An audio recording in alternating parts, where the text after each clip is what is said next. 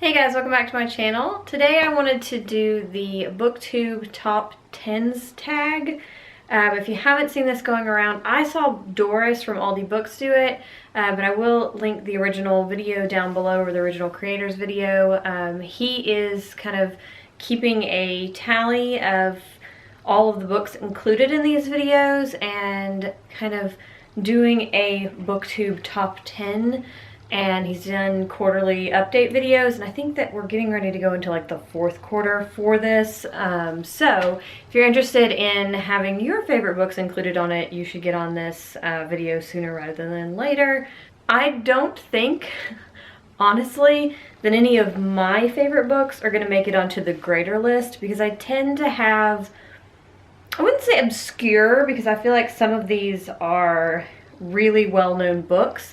A few of them I'm literally the only person talking about them, so those I don't foresee being on there at all. But some of them I do have at least one classic, and the list so far has seemed to be really classic heavy, so take that as you will. But I will get into mine. I'm going to give you a little bit of detail about some of them because I feel like some of them are a little less well-known and warrant a bit of a description. I'm not going to do the suspense thing and start with number 10. I'm actually going to go from 1 down to 10, just because I want everyone to see and know right off the bat what my favorite is. I've talked about this book so much, yet nobody else is reading it. I want you all to read it. Can you please read it? So this is Ready Okay by Adam Cadre. This is the first edition. So the first edition was published a while ago. I've had it since I was a teenager. This book is out of print. However, the author actually did an updated edition 2 of this book where he rewrote it now that he has a lot more writing under his belt. He's a very interesting character, just in that he's done so many, like a wide variety of things, and this is really his only full-length novel out there, and it's incredible. He's one of those people that I'm like, please write another novel because I want to read it. He's very talented. So the first edition, I loved it when I was a teenager. I read it at least 3 times when I was a teenager, and then I was kind of worried it wouldn't hold up, but when the second edition came out, he sent, Adam Cadre kindly sent me a like an advanced copy of it before it was actually out, and I read it, and it's even better. I mean, I couldn't imagine it being better just because of my love for this book, but it is even better. And just to give you kind of a what is this about, so essentially this is about a boy named Alan Mockery. He is a twin, and it's sort of like his high school experience, but in this very extreme way. This has literally one of the best first 2 sentences or first paragraph of a novel ever, and I think I've included that in a video before, but anyways, this is just phenomenal. It just has some of the most amazing characters, and I'm still just forever attached to these characters. So the next one will come as no surprise to anybody. I actually just did a rereading video of this book, and it has been my favorite for a very long time, which is why I have 4 copies of it, and that is Bel Canto by Ann Patchett, and this is phenomenal. Books are falling. This is phenomenal. It is basically a story of these people from all different places with different language barriers who are trapped in a house in a hostage situation, and music is involved, and it's beautiful. So enter number 3, which is the only one that I think might make its way onto the greater Booktube Top 10 list, and that is The Count of Monte Cristo by Alexandre Dumas. This is such an incredible book. Chunker of a book, but incredible. If you haven't read it, don't be intimidated by its size. This book reads so quickly. Like, I just can't say enough about this and Alexandre Dumas in general, like the greater works of Alexandre Dumas. And if you are into revenge plots, this is what I feel like is the original revenge plot, and it is so good. 4 and 5, I'm really not going to talk about all that much. Both of them are books in a series. The rules do say that you can include series, which is good because I don't think I could have picked a book from either of these series that is necessarily my favorite, and both of them had their own impacts and feel like part of a greater story. First one is, of course, Harry Potter. Harry Potter and the Chamber of Secrets is my favorite Harry Potter book, but the Harry Potter series. And then number 5 would be Robin Hobb's Realm of the Elderlings series, arc, whatever you want to call it.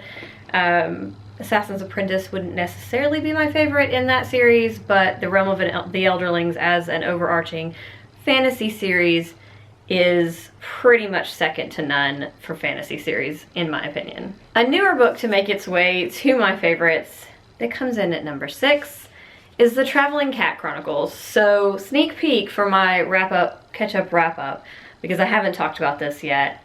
This book is so adorable and so phenomenal, and just, if you are a cat lover, or really an animal lover, I feel like this is gonna have an impact on you.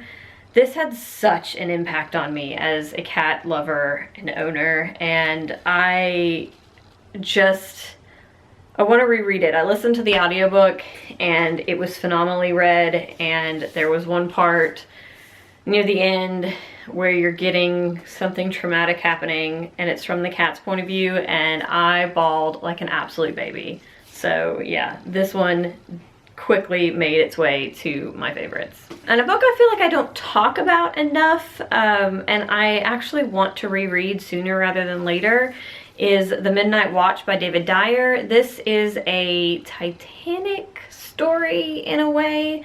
It's actually set on, well, it's set partially on the Californian and then it's set in New York. This is a beautiful, beautiful novel about investigative journalism and true investigative journalism, and the links that people go to, the things they have to sacrifice, and just kind of finding out the truth in a way. And it's just so well written. It is an angle of the Titanic story that we don't often get, and I just absolutely adored this. And number 8 will jump us over to science fiction, and that is Record of a Spaceborne Few by Becky Chambers. And I love all the books in this kind of companion series, but I really connected with this one.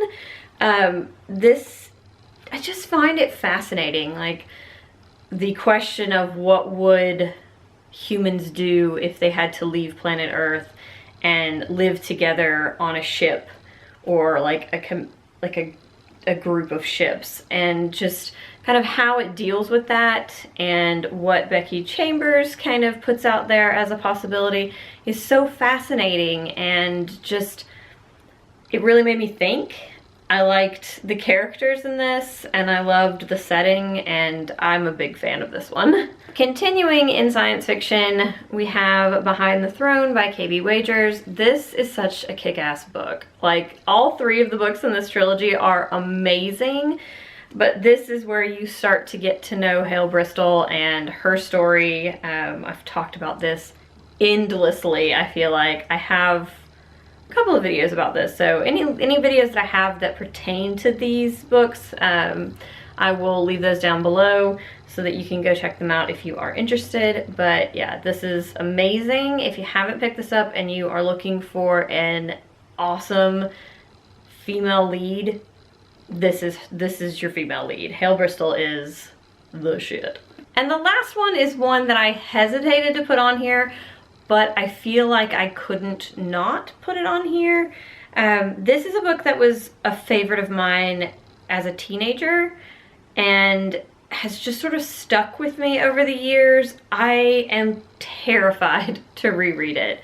And that is Empress of the World by Sarah Ryan. So this was one of the first books that I ever found that had a main character that was grappling with her sexuality. And as a teenager, that was something I needed to read about. I'm glad that teens nowadays have a lot more options when it comes to that, because I know firsthand how important it is to be able to see yourself in literature. And this was the first time that I could really see myself in literature, and I thought it was fantastic. it's about a girl who goes to summer camp essentially and falls in love with another girl and is kind of grappling with what that means. The relationship isn't all that great as far as like the person that she is kind of in love with is not the best person. So yeah, I found this to be really impactful to my teenage self. I just am terrified to reread it, so I couldn't tell you now if I would still consider this a favorite from that perspective, but in the perspective of the impact it had on my life, it does get to remain on my favorites list for that reason, so that's why I did put it at number 10. So those are my personal top 10s as of right now, and I would love to see other people do this video. I find it really interesting because I feel like we talk a lot about my top 10 of this year, or you know, reviewing books and talking about what we're reading right now, but we don't often talk about like my top 10 favorites of all times or most impactful books or things like that. So I find this really interesting, and I look forward to seeing what makes the final list, although I think it's going to be mostly classics because that's what it seemed like. So there's my contribution. I hope you guys are having a wonderful day, and I will see you next time. Bye!